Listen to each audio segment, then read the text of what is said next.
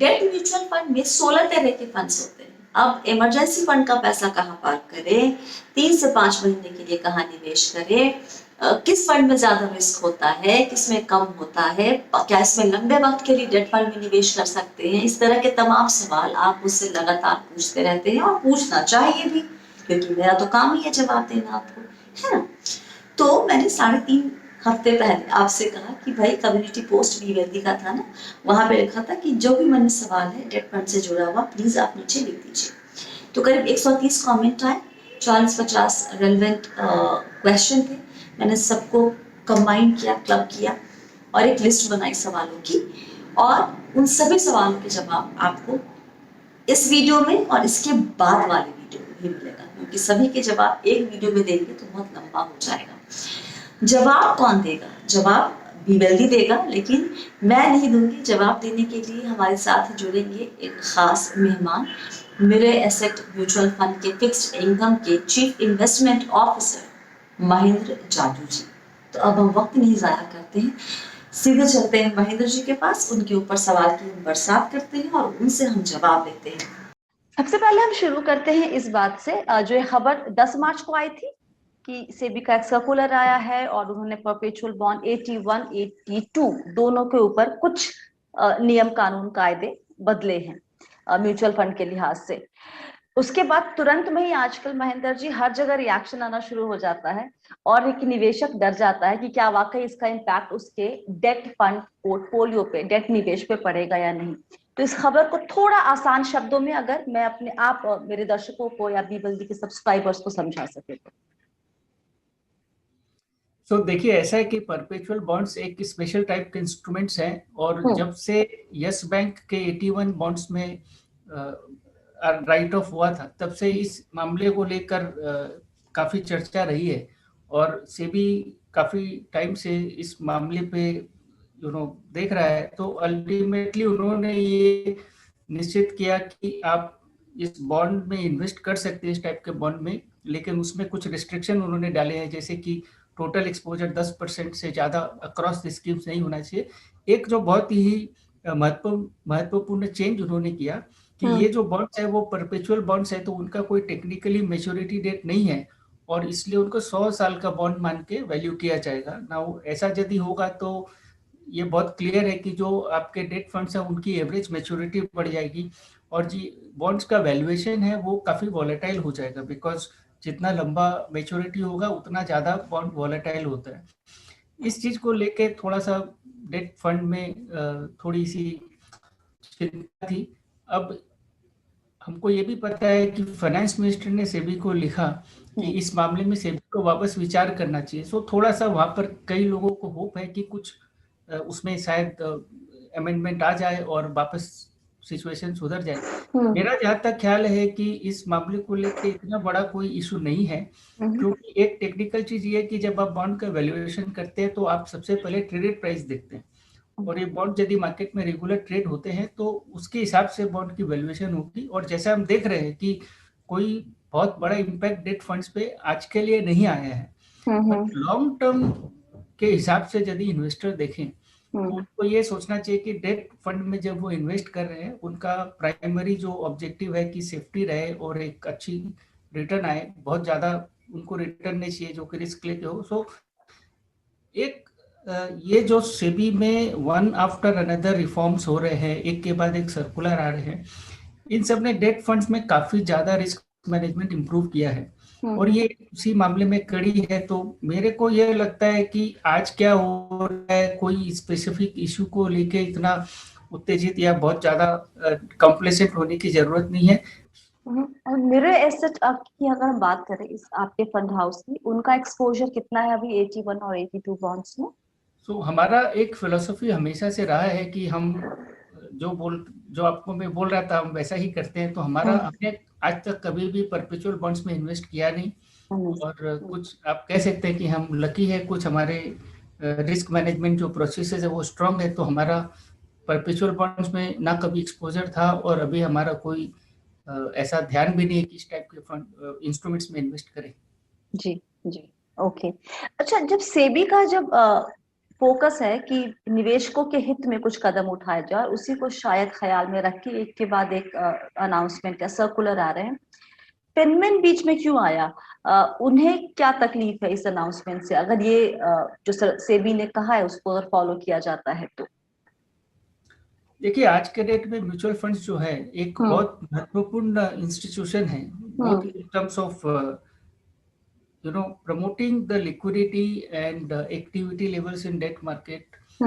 जो retail investors हैं उनको ऑप्शन नहीं है बैंक एफडी छोड़ के, टैक्स फ्री बॉन्ड छोड़ के, तो एक बहुत अच्छा option debt mutual fund create कर रहे हैं। लेकिन पीरियोडिक वॉलेटिलिटी आती है, उससे कभी कभी इन्वेस्टर्स बहुत नर्वस हो जाते हैं, बॉन्ड मार्केट्स में उसके कारण वॉलेटिलिटी आती है, तो ये सुधार हो रहे हैं।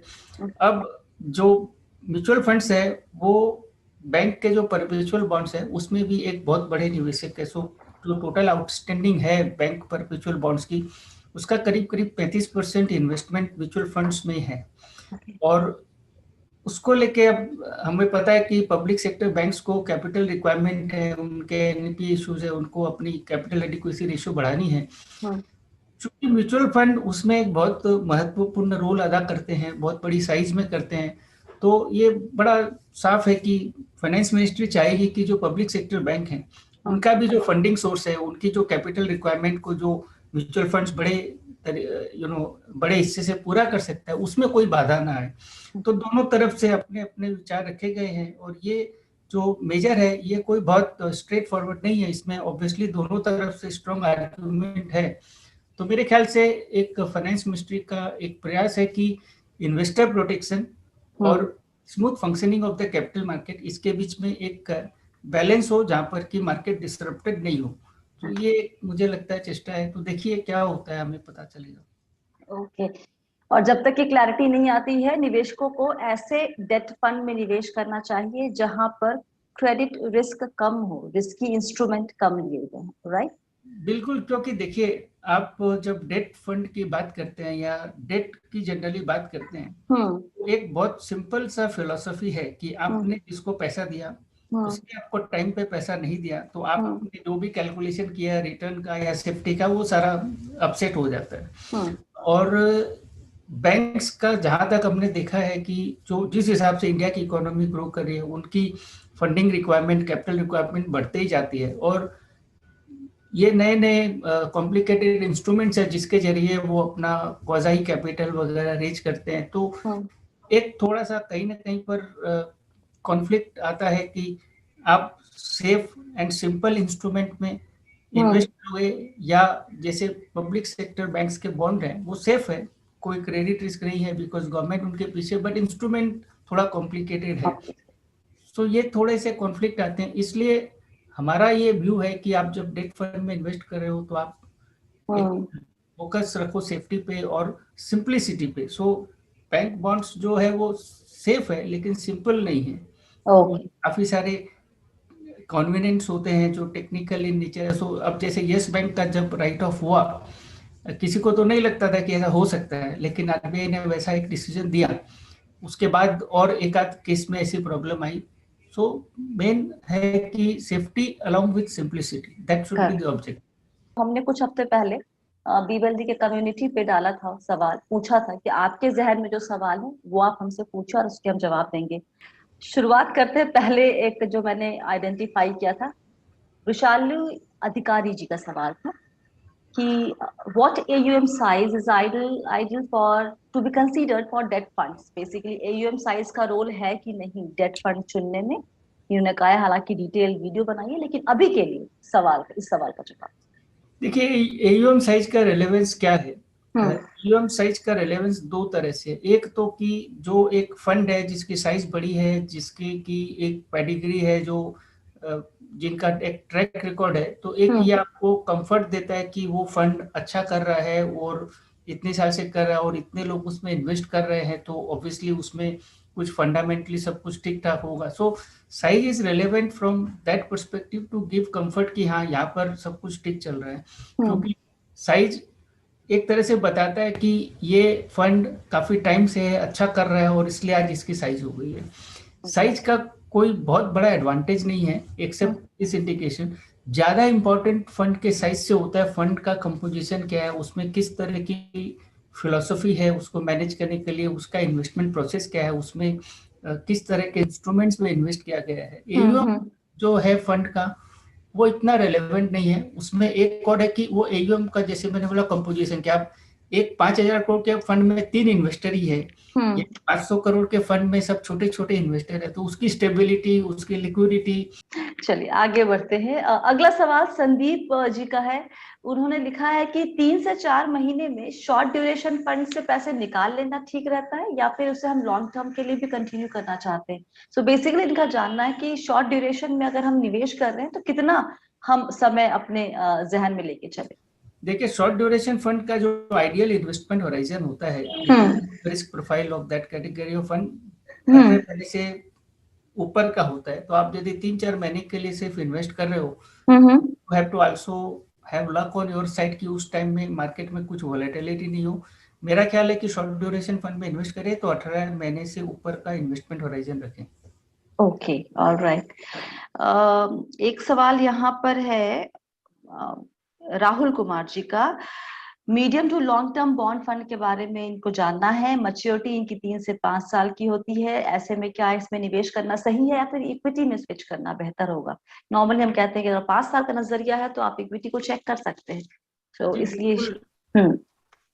यदि इनका इन्वेस्टमेंट 5 साल का है हम्म। तो निश्चित रूप से के लिए अच्छा ऑप्शन है, लेकिन उनको ये भी देखना पड़ेगा कि आप क्या 100% अपना जो कैपिटल है उसको सिर्फ इक्विटी फंड में डालोगे, बिकॉज इक्विटी फंड की वॉलेटिलिटी भी बहुत ज़्यादा होती है। सो मेरा ख्याल है कि उनको पहले अपने पोर्टफोलियो लेवल पे कितना परसेंट इक्विटी में डालना और कितना परसेंट डेट में डालना वो देखें। फिर डेट में जो उनका एलोकेशन है उसका जो 3 से 5 साल वाला पैसा है वो आप लॉन्ग और मीडियम टर्म फंड में डालें। सुराती राजेश जी का सवाल है। मैम, क्या डेट फंड बैंक एफडी से ज्यादा रिटर्न देते हैं? इनमें कौन कौन से चार्जेस होते हैं और इनमें कितने वक्त के लिए इन्वेस्ट करना होता है? देखिए, जहाँ तक हमारा एक्सपीरियंस है, over medium to long term debt funds bank FD से ज़्यादा इंटरेस्ट देते हैं, ज़्यादा रिटर्न देते हैं। और एक जो डिफरेंस है कि डेट फंड में आप यदि 3 साल से ज़्यादा इन्वेस्टेड रहते हो तो आपको long term capital gain tax का बेनिफिट भी मिलता है। So on a tax adjusted basis debt fund में मेरा ख्याल है कि एफडी से ज़्यादा रिटर्न आती है। और काफ़ी तरह के डेट फंड है। आपका यदि लॉन्ग टर्म इन्वेस्टमेंट होराइजन है, आपके पास 3 से 5 साल के लिए पैसा है, तो आप बॉन्ड फंड में या मीडियम टर्म या लॉन्ग ड्यूरेशन फंड में डाल सकते हैं। वहाँ पर आपको निश्चित रूप से मेरे ख्याल से बैंक एफडी से अच्छे रिटर्न मिलेंगे। रवि शर्मा जी पूछ रहे हैं, इमरजेंसी फंड पार्क करने के लिए महेंद्र जी कहाँ पर पैसे डालें, मनी मार्केट या फिर अदर डेट फंड? और हम्म। इमरजेंसी फंड्स को बहुत साफ है कि लिक्विड फंड में डालना चाहिए, बिकॉज वहाँ पर एक मेच्योरिटी कम होती है, रिस्क कम होता है और उसमें आपको पैसा तुरंत मिल जाता है। सबसे बड़ी चीज़ ध्यान में रखने की कि लिक्विड फंड में भी आप यदि बहुत एग्रेसिव क्रेडिट रिस्क में चले गए तो वहाँ प्रॉब्लम हो सकती है। इसलिए जो हाई क्रेडिट क्वालिटी वाले लिक्विड फंड है वहाँ पर आपको इन्वेस्ट करना चाहिए इमरजेंसी फंड्स के लिए। ओके। इप्शिता मजूमदार जानना चाह रही हैं कि कॉर्पोरेट बॉन्ड फंड और बैंकिंग पीएसयू फंड 3 से 5 साल के लक्ष्य के हिसाब से कैसे होंगे, पहला सवाल। दूसरा, कि इसमें एसआईपी बेहतर है या लमसम निवेश, जब अगर हम डेट फंड की बात कर रहे हैं निवेश की तब। देखिए, 3 से 5 साल के इन्वेस्टमेंट होराइजन के लिए उनका एकदम सही विचार है। कॉर्पोरेट बॉन्ड फंड और बैंकिंग पीएसयू फंड एकदम उपयुक्त है। जहाँ तक लमसम और एसआईपी का सवाल है, कई बार मार्केट में वॉलेटिलिटी के कारण एसआईपी में आपको रेट ऑफ रिटर्न अच्छा मिलता है, हायर शायद मिल जाता है, लेकिन जो एब्सोल्यूट अमाउंट ऑफ पोर्टफोलियो है उसमें शायद आपको ज़्यादा ग्रोथ मिलती है यदि आप लमसम करें। जैसे कि मान लीजिए, क्योंकि जब आप एसआईपी कर रहे हो तो जो बाकी पैसा है वो लो यील्डिंग बैंक एफडी या सेविंग्स अकाउंट में पड़ा रहता है, तो जो एवरेज रिटर्न है मेरे ख्याल से लमसम इज जनरली बेटर। और रीबैलेंसिंग का जहाँ तक सवाल है वो बड़ी स्पेसिफिक एक हर आदमी की सिचुएशन के ऊपर है। सो आई डोंट थिंक कि इतने कम इंफॉर्मेशन से उसका हम जवाब दे सकते हैं। ओके।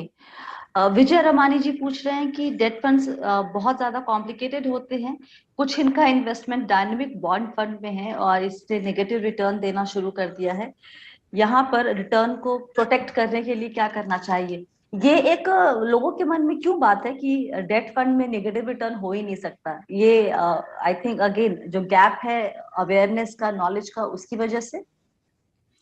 देखिए, पहला तो मेरा ये मानना है कि डेट फंड में नेगेटिव रिटर्न्स नहीं आते हैं। आप यदि डायनामिक बॉन्ड फंड को देखें, जो कि जनरली सबसे ज्यादा वोलेटाइल होते हैं, तो उनमें हमको ये भी देखना है कि 3 साल का या उससे ज्यादा का लोग इन्वेस्टमेंट होराइजन बताते हैं।